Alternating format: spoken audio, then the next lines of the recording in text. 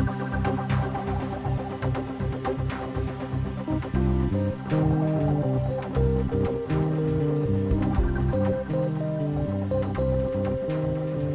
there, everybody, and welcome back to the Growing Band Director podcast. My name is Kyle Smith, and joining me is my friend and colleague, Jeff Smith. Our mission is to share practical advice and explore topics that will help every band director, no matter your experience level, as well as music education students who are working to join us in the coming years. Together, we will discuss many aspects of a well-rounded band program, but most importantly, we will discuss concepts that help us all improve our own programs each and every day. Always remember the famous quote by Ray Kroc, "When you're green, you're growing, and when you're right, you rot." Let's get started.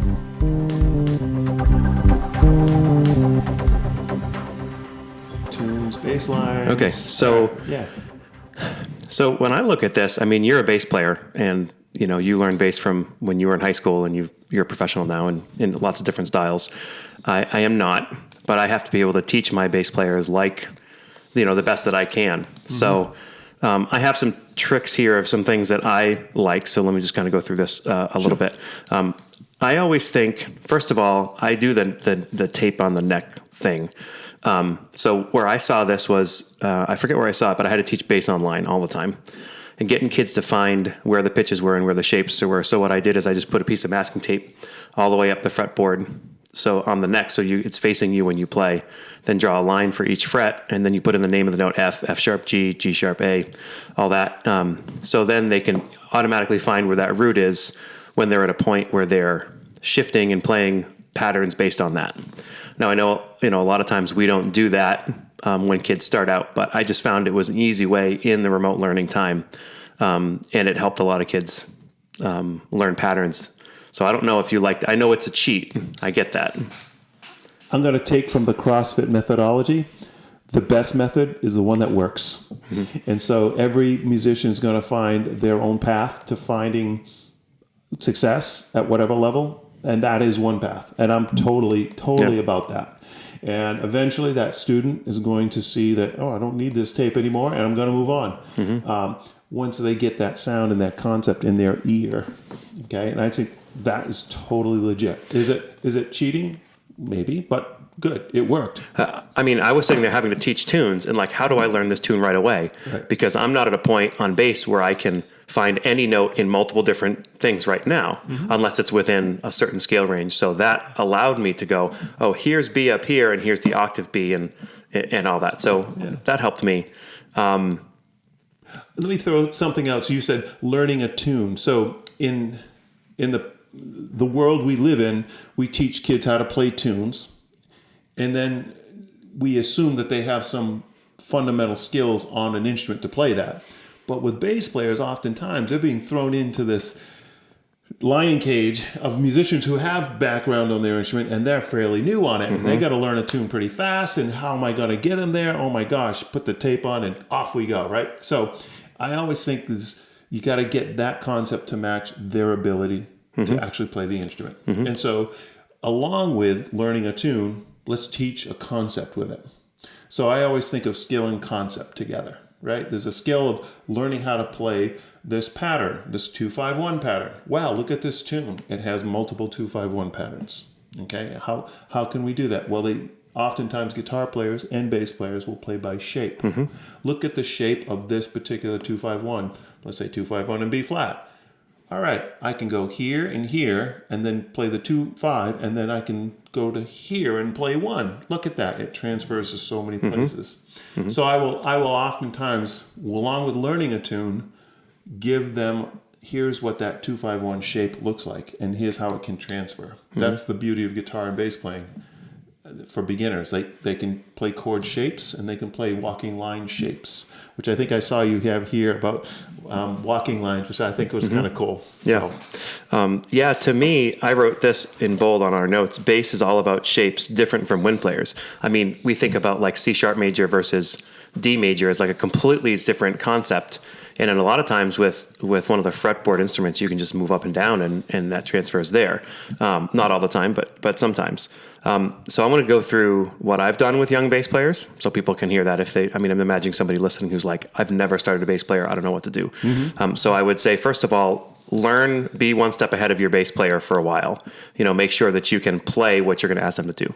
So, like Dean Neal, my friend, says, I'd rather hear some bass than no bass. So even if it's not the best bass, it's something.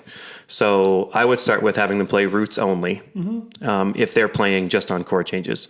Because to me, sometimes getting them to read right away, if you want them to play quickly, it's just harder. Like the reading happens simultaneously to the playing. So my book is like I'd like to get them playing some different lines as quick as possible. So I'll have them play roots only.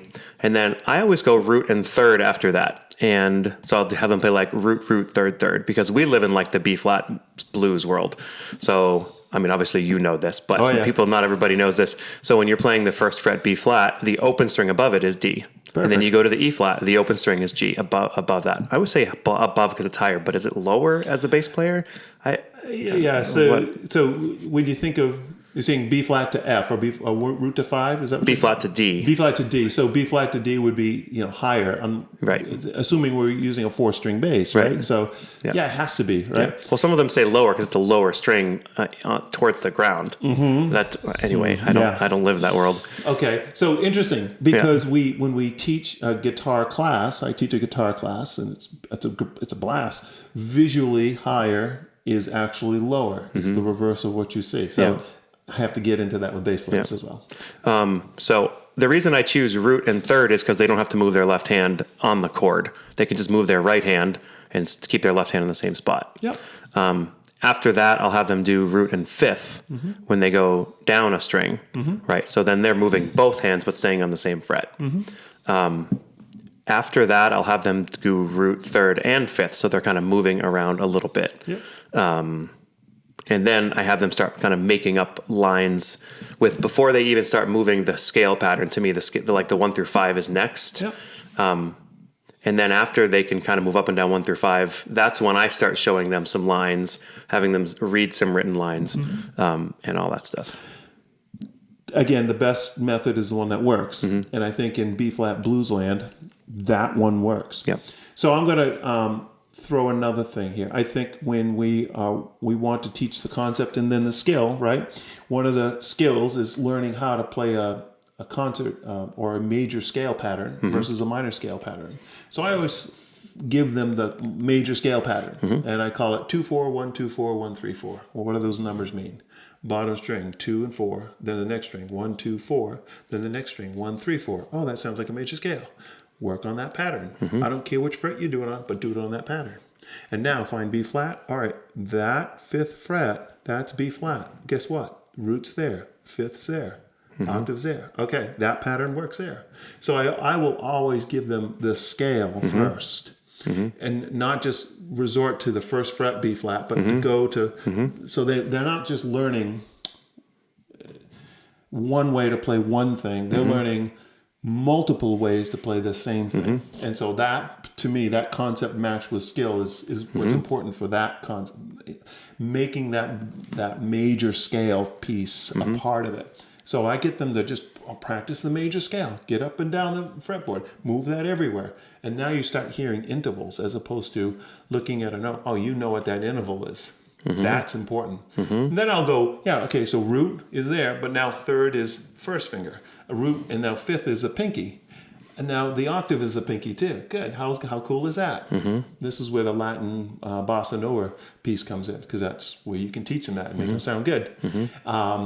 Rock tunes can do that as well. And then here's the next cool thing. Because they get that major scale pattern, they now have a great basis for creating their own walking line using a dominant bebop scale, using that same pattern. And I show them 2-4, 1-2-4, 1-2-3-4. Oh my God, that's a dominant bebop pattern. Play that through this change for 8 measures. And you've got a nice sounding bass line. And to them, it's like just dominant bebop. They hear that. And they get that in the ear, and it transfers so many different things. And harmonically, it's great, but also when you add that extra note, you now have 8 beats, and you end up on beat 1 and come back down, and it all fits, right? Yeah. So, I will again. I'll go back to we want them to sound good, fast, but I also want them to get a link in their a tool in their toolbox that they can apply to something else. So I'm always thinking that, you know, when we teach something, a concept on bass, this will apply to so many things, not just this tune. And to me too, there's the three basic forms of scales that we use, right? The major scale, the dominant or Mixolydian scale with the flatted seventh, and then the Dorian minor or minor seventh scale, as some people call it, with a flatted third and seventh. Yep. That's so much simpler on bass than on many other instruments. Yeah, it is, because it's a shape. So what's the shape for that one? All right, so 2/4. Yep. So it's actually be different. So if you, I try to eliminate open strings when I teach it with all stopped, as they say in traditional. So it'd be 1, 3, 4. 1, 3, 4. That's flat 6. 1, 3. So it's not minor. That's a minor, natural minor scale. So hear that natural minor scale going through. And when I do natural minor, now they have not just a major scale, but a minor, relative minor. So, okay, so now from that minor scale, where's the relative major? So if I went from G, third fret, now play a natural minor scale. Oh, cool. Guess what? You have B flat major there. How cool is that? You can play B flat in a key of B flat from G minor. What a cool sound. And so I throw all kinds of different, that concept of minor versus major and relative now can apply to whatever tune they play. Okay, so now if you want to move to, let's say, a Dorian mode, or even you can even go harmonic minor. That position is really easy to work with. 1, 2, 3, 1, 3. Got to move up to 6. Okay, flat 7, 1. It's they only have to slide one position to do that. Because all of us band directors have had to do some piano. Yeah. Right. Yeah. So many of us, like me, never had to do bass. But if you can figure out a piano, you can figure out a bass. All you have to do is sit down with the bass. And if you understand a fret as a half step, you can learn pretty quickly. Yeah. So I'll put myself in a frame here. I'm very lucky that I get to teach a general music class to high school students, teaching an intro to guitar class. And that guitar class is giving me and students the opportunity to learn more about how, not just guitar chords and open chords and fingers and frets, but really visually see, hey, here's how a scale works. Here's when that guitar solo sounds so good. Here's why that pentatonic scale works, and here's the shape that they play. To me, I'm like, that transfers to so many other things that some of my band students who take guitar class now I want to play bass, Mr. Williams, in your combo or your concert band. And let me throw that out too. I'm not opposed to bringing an electric bass player in a concert band. I honestly think you do your concert band and the bass player service. I've trained many bass players to read tuba parts and visually transpose. I'm always very careful not to let an electric bass outbalance my low brass.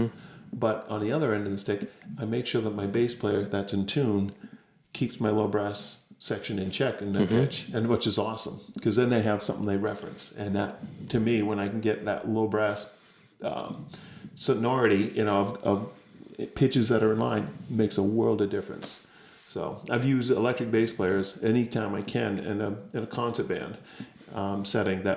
And of course there are arrangements written, for this stuff. But even when there isn't an arrangement, it just can really add to the foundation of where.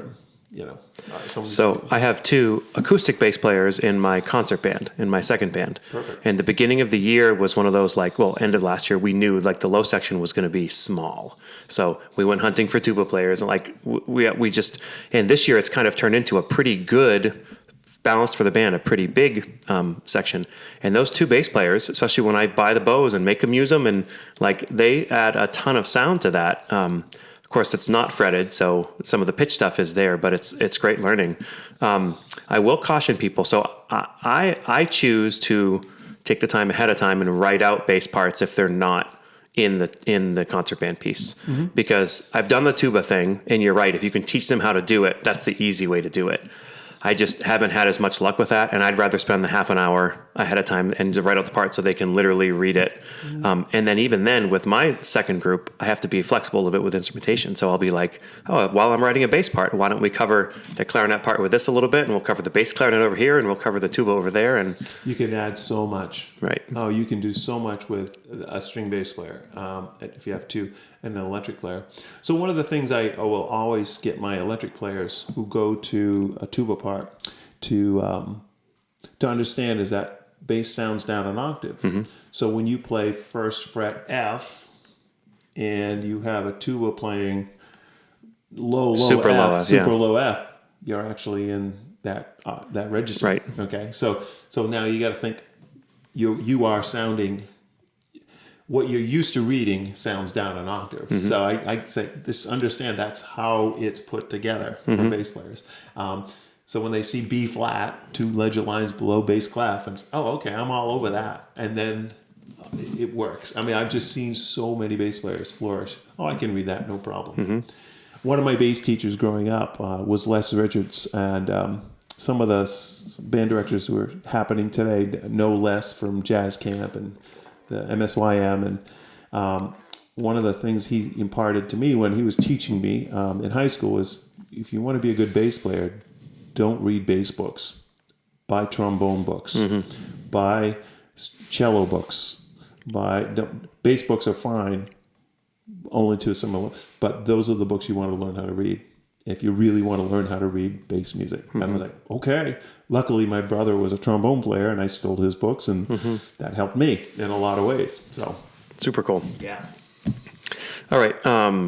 What kind of sound quality are we looking for? So we're talking like amps a little bit and strings and stuff like that. Yeah. So, well, first of all, the instrument itself, there's so many different instruments. Beginner instruments are fine. I think anything in that Fender jazz bass or precision bass is really good for a beginner. And then the gamut, there's all kinds of tricks and things you can get on an electric bass. Strings, same thing. Lots of different types of strings, depending on if you're playing, what style you're playing. But good middle of the road Diodero strings, nickel plated, are usually pretty good because they don't sting the hands as much and they have a decent sound.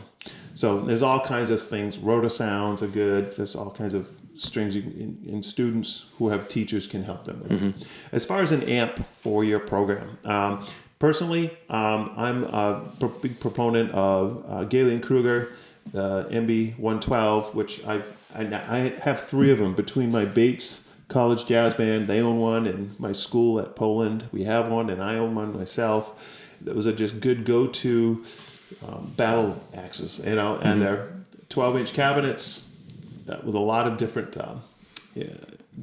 options to send sound and to shape sound.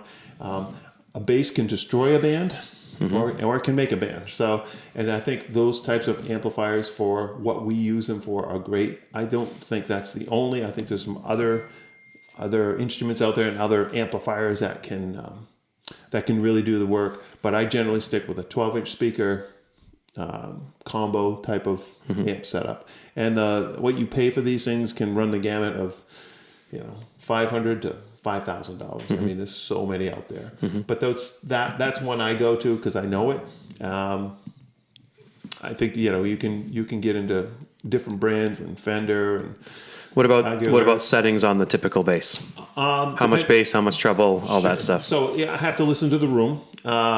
When I play at Westbrook Middle School Auditorium, that's a very good room for bass because it absorbs. The stage absorbs pretty well, projects. If I go to a lively room, let's say I'll take Bates for one because All in Arts is it's a cathedral like a concert hall. It's awful. Dial down the bass. And if I think of what a lot of bass systems have, they have anywhere from 3 to 5 different equalization knobs. And I always kind of make sure that bass doesn't take over the band. I can hear the beginnings of notes. I can hear the endings of notes. And what washes in between notes, that's what I have to tone down and EQ. So oftentimes I'll have my bass player just play some long half notes all right, listen to the sound of that instrument. What is it doing to the room? What's the room doing with that note? And at certain points, what does the band need from the bass player? And is the band getting enough from the bass player? And that's usually where I put that threshold. So as long as the band can hear beginnings and endings of notes and the pitch, that's all that matters. And contrary to popular belief, you actually probably put more treble on than people would think, because that's what gives you the front of the note. Yes, but not to a point where it sounds like barbed wire. Right. As Ralph Norris used to tell me. He's Yeah. playing some barbed wire back there. And I used to I'm dialing back my treble, making sure that I don't have that electric sound in traditional, swing music. Yeah. So also it's a part of it's how the bass player is playing. If the bass player is playing back toward the bridge, they're going to sound more treble-like. And if they play closer to the base of the neck, they're going to sound more rounder, more deeper, more bass. Yeah. There's a lot of factors that go into EQing. There's no one formula that I have, generally speaking. And it's also, I think an amplifier is like an instrument. You have to know how to play that particular instrument and how that's going to respond to any given room. So I think different settings that I've been in, this is why I carry a sound man with my own professional band, and I trust that sound man's ears to make sure that the bass does not trump the whole sound of the band. I don't care if I hear myself. I want the bass to do its functional work, but we are there as a support role, and that's it. There's very few bass players that I know are the soloist in the front the whole night, So I'm very lucky in that regard. So to have that luxury. Yeah. And when I direct groups and bass players, I'll make sure that bass players need to hear themselves the loudest, second, more than anyone else. So as long as they can hear themselves and aim the speaker at them, that's usually going to take care of some of the volume issues that others may have with them. Yeah. I also know some band directors that we've talked about on other podcasts who will link up 2 bass amps and put one on either side of the band to make sure that the other side of the band can hear the bass. I have never done it, but they say it works for them. So yes, I'll go back to rule number 1. Yeah. If it works, it's the right way. Yeah. So cool. I'll leave it at that. All right, let's make a seamless transition to talk about fitness. Bam. Yes. Another area that I.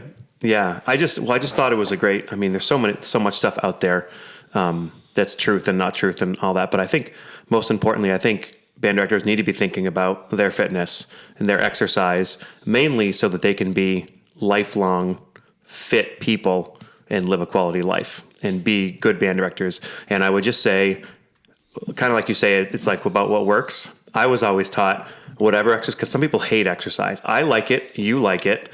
A lot of people hate it. It's like, if you find something that you will do, that's step 1. Yeah. So let's start with, you can always eat yourself out of fitness. So let's start with nutrition. What are you eating? But musicians in general are horrible when it comes to nutrition. We love to eat comfort foods that aren't healthy for us, and some not so comfortable that aren't healthy for us. So we have a long tradition of eating poorly. So and on the road, eating on the road. Yeah. Right? So we're late night, we're hungry, or we're gonna stop at that Irving and grab whatever. Okay, nothing against Irving, sorry. So I'm just gonna say, and I was that, but having seen some of my musician friends and band directors, just their health tanks at a certain age because they've written off their health and their ability to function. I said at somewhere around age 40, I'm not going to let that happen to me. And so it's not only just the working out, but it's also the what I eat. Being conscious of what you're putting in your body. Exactly. And I love nothing. Believe me, I love nothing but a good pizza on a Friday night. I'm not saying we need to go that route, right? So, but there's that balance. So, and I'm kind of neurotic when it comes to fitness. Outside of music, I'm a fitness instructor, CrossFit, instructor at a CrossFit gym in Wyndham, and I love that. That's a good release and gets me out of my head, from the music end of it during the day. And I've been able to. I think that mode of living complements what I do during the day. And when students see the person at the front of the room, I know Jeff Priest said this. It just hit me. Kids look at the person at the front of the room. And that's who those are their role models. Those are their mentors. And when that person in the front of the room has a balanced lifestyle and is not just a musician, but has other things going, and students will take on that. So that was important to me too as a teacher. And I think, what I'm able to do in my room during the day better is as a result of me staying fit. Look what we do. We lift chairs and stands. We lift percussion. We're lifting amplifiers. We're moving. We're on our feet quite a bit, and if you look at your Fitbit or your Apple Watch, and you see how many steps you take on a typical music teaching day, it's a lot. And to sustain that takes not just teaching more music, but doing other things to make sure that we can sustain it. And that means finding something that fits your lifestyle, that you're moving. Like I've known a lot of people in the CrossFit community, and I respect it greatly. I'm someone who likes to work out alone, or with maybe somebody who's a friend. I'm not into we're all in the same spot. But what I'm trying to get to is that there's all these different kinds of exercise that, they're all good. Some people say that if you only did one exercise ever the rest of your life, that would be yoga. That's what some people say. Some people say, well, if I go for a walk for 3 or 4 miles every single day and I live in a place I can be outside, then I'm fine. I like doing all of it. I like doing some yoga. I like doing some cardio. I like lifting weights. I think people need to lift weights more often. Would you agree? Absolutely. Yeah. So I'm going to totally go CrossFit here. CrossFit is constantly varied functional movements done at high intensity. Okay, and so you develop greater levels of fitness when you constantly vary what you do, when you exercise with high intensity, and you do functional compound movements. When I say functional, like lifting tables, deadlifting, running, skiing, stuff golfing. you do in the normal day. Right, functional. So, and as much as we like going to Planet Fitness and doing curls and whatever, and I'm not knocking Planet Fitness, but there's some limits there because a lot of that stuff doesn't transfer to other things you do in life. Whereas in the CrossFit philosophy, everything transfers. They transfer to each other and things you do outside of life. And I just remember that great commercial of the grandfather who wants to lift their son to put the star on what he had to do to get that strength. He was doing kettlebell swings and other. It was the greatest commercial in the world because he was doing functional fitness so he could lift his grandson to put that was it. Okay, that's the secret. Doing something to give yourself, you maximize your strength and your flexibility and your mobility. So now modes, so working out alone, great, at least you're doing something. And the ability to work and will to work with others in your community is a good thing, much like golf. When you want to play golf with buddies, it's more fun. When you want to work out with your friends in your community, it adds a level of fun and a threshold that you might not reach if you were on your own. So it's like playing music, right? I want to play music with people who are better than me. It's one of the reasons why I love being part of the PJO because everyone's better than me and I have to raise my level. Same thing in a CrossFit gym. There are a lot of people who are better than me and I have to and it helps. It feeds off each other. So. And I know there's a lot of science between you burn more calories if you work out before you eat or after you eat or at night or in the morning. Or I know there's ideal things for all of that. But then again, I don't want people to think, okay, well, if they say, I'm going to wake up at 4:30 and I'm going to exercise before work. Okay. Yep. Now, some people can do that years and years and years and years, and it works really well for them. Some people will do that. And then when they can't do it anymore, they just stop exercising.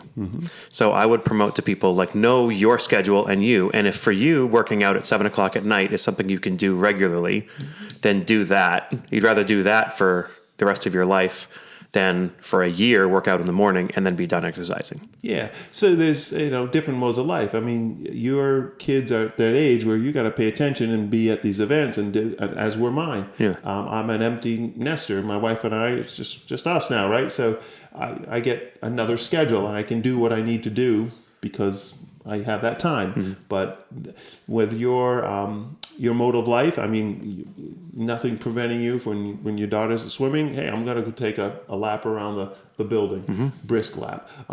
Or, like you said, the morning, if you have that time, great, do it. And this morning when I coached my CrossFit class at 5 a.m., I had those people there. Tonight when I go to my CrossFit event tonight that I'm going to be coaching people who can only work out at night, and that's their mode.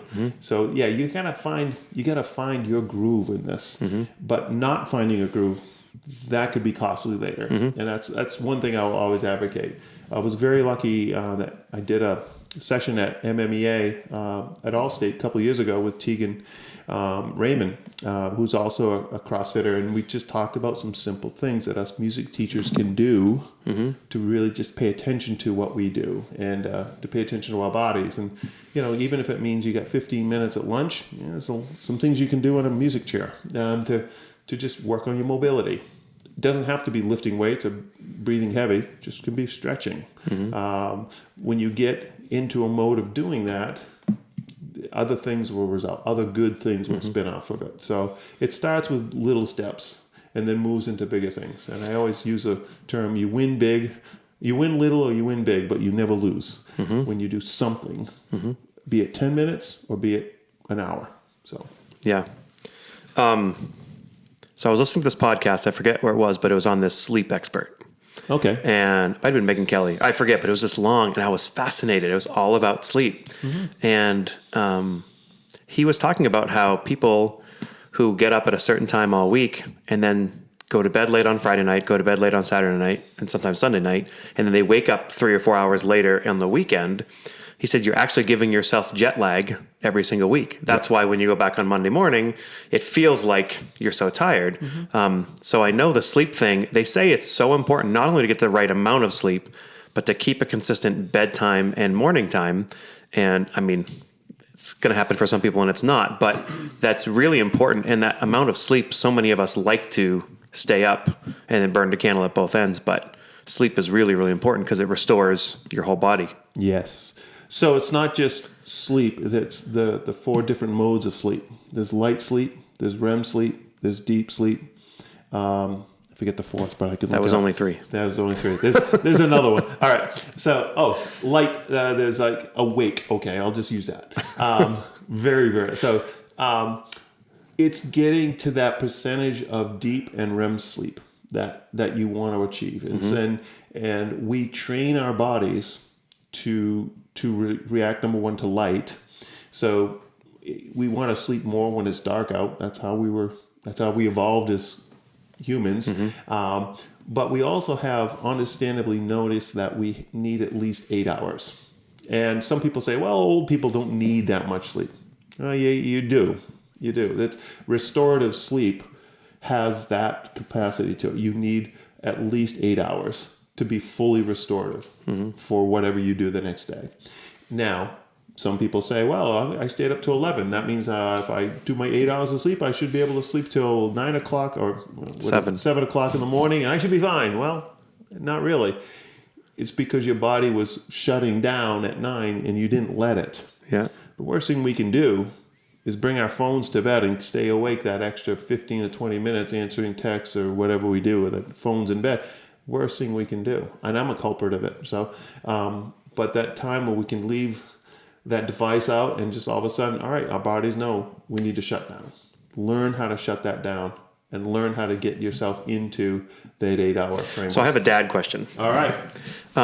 So we've always been adamant since we got phones. Our phones plug in the living room. Perfect. They're not in there at all. However, when you're going to bed and your kids are not in your house anymore, they're either living somewhere else or they're out at a friend's house or they're out and they're not home in time for curfew and all that, then I assume the phone has to make its way in. You're right. No argument. Yeah. No pushback on that. Yeah, you gotta. Especially when they're driving. They're driving and you have Find My iPhone on their phone. That's the condition. And you said you need to be home at 10 and they're not home at 10. Where are they? Click. Oh, okay. There they are. Okay. Yeah. So, I mean, that's today. And I think that's something we have to live with. Yeah. Did our parents have that? No, they didn't. But, kids, it's that's where it is. That's where we're at. And in the morning routine, I've heard a lot from people who are experts in this, and they talk about how important the natural sunlight is in the morning, and that in a perfect morning routine, you'd get like 20 to 30 minutes of outdoor like sunlight. And it's like, man, how am I going to, I mean, I'm leaving and it's dark. Like, how are you going to get that in the morning? So that's tough. But I guess what my message would be for people to get outside as much as possible. I struggle because I have a prep period every day, different times, but like, there's so much to do. Yeah. How do I go? I'm leaving for 40 minutes or 30 minutes and I'm going to go walk the track. Right. I have weeks where I can do it. It's like, it's a pretty low month or whatever, but on the average band director week, how am I going to get outside? You're not. I'm just going to say that right now. You're not. And I'm in the same mode, right? I got one prep period, and I'm lucky I have windows where the sunlight comes through, and I can just open the door and just get, and that's it. That may be it. Okay, so I think our modes of fitness and health have to come. We have to plan it. We have to purposely plan it. And like we were when we were growing up, learning how to play our instrument and play it well in college and putting those hours of practice in the practice room, I think we have to do the same with our fitness. Yeah. And yes, we have that day. But we also have to find the right balance in our jobs to say, hey, we're not going to let this take us down. Mm-hmm. As much as we love it, it can also take us down. And I've known more music teachers, and we know commonly that have let it take them down because they can't balance that. Mm-hmm. And I think honestly, I love the fact your family and my family helped me do that. That I had to shut it down. I can't be a music teacher after 5 p.m. Mm-hmm. I got to go to my kid's game. I got to go take my daughter to wherever. Mm-hmm. I've got to be that person. Mm-hmm. I can't be the musician. I got to be the dad. Because if you're going to err on the side of one thing, you have to err on the side of family. Yeah. Because if you err on the side of the job, then you're not going to have the family. Exactly. Yeah. Yeah. And I say that to my own band. If a member of my own band says, "Hey, my wife is not doing well," or a spouse, we're fine. We can work this gig without you. We'll be fine. I'll find someone else. Got a stable of musicians I can call. Let's go. You just have to understand, as a band leader, that's what we do. Kids are in the same mode. What happens if your one tuba player says, my mother is in the hospital, I can't be at the concert tonight. Your family's first. You go do that. Mm-hmm. You go be with, and we'll figure this out. Our jobs aren't so important, and that concert isn't so important that it should supersede what the personal lives are. And so I don't know how I think that relates in some ways, right? That balance. Mm-hmm. I just see, especially now, we are seeing the burnout of teachers and the teachers who can't balance their job and home lives. There's another side of that I've never experienced too, because there's people coming out as new teachers who don't want to work hard enough to be good at being a band director. Right. And I'm not throwing names because it's just a thing. The amount of kids in college right now who are more interested in XYZ than actually learning their craft. Right. Like when you're a young band director in your 20s and you don't have anything else regarding family, you don't have kids or whatever, like you should be studying your craft. You should be spending more time, and then as you get older, you can pare that back a little bit. But, I think there's a number of people who are not willing to, because it does take a lot of work to learn all the things for band directors. Yeah. If you just think you're going to get it done, which I said in an interview when I was first coming out of school, I'm like, nope, I'm going to do it all between 7:30 and 3. And the teachers who were band directors who were interviewing were kind of smiling inside, but I got the job. And then 15 years later, they came up like, you know what you said? It's like, oh man, I said that. So you have to be, to young teachers, you have to be willing to work. Yeah. There's a difference between managing your work and other things and having a healthy balance, but not being willing to put in the time to learn how to play the bass so your kids can play it. Right. I'll equate this to my brass playing, right? So, I'm a saxophone, but I needed to learn how to play that trumpet. I've never heard you play trumpet. I've got that's a story for another time. Right? But I actually picked up. Anyway, I'll talk about that another time. So you got to. So there was a time where I was in that mode, like I can do it all. Here we are, and how do you finger D flat on trumpet? Like, oh my gosh, I don't know how to do that. Mm-hmm. How do I go? Guess what? I need to take that trumpet home and live with it. Yeah. And buy and pay your dues. do it. Find a way to, so when you come back in the fall, you get those beginning trumpets. All right, here it is. C, D, E, and you, without thinking about it.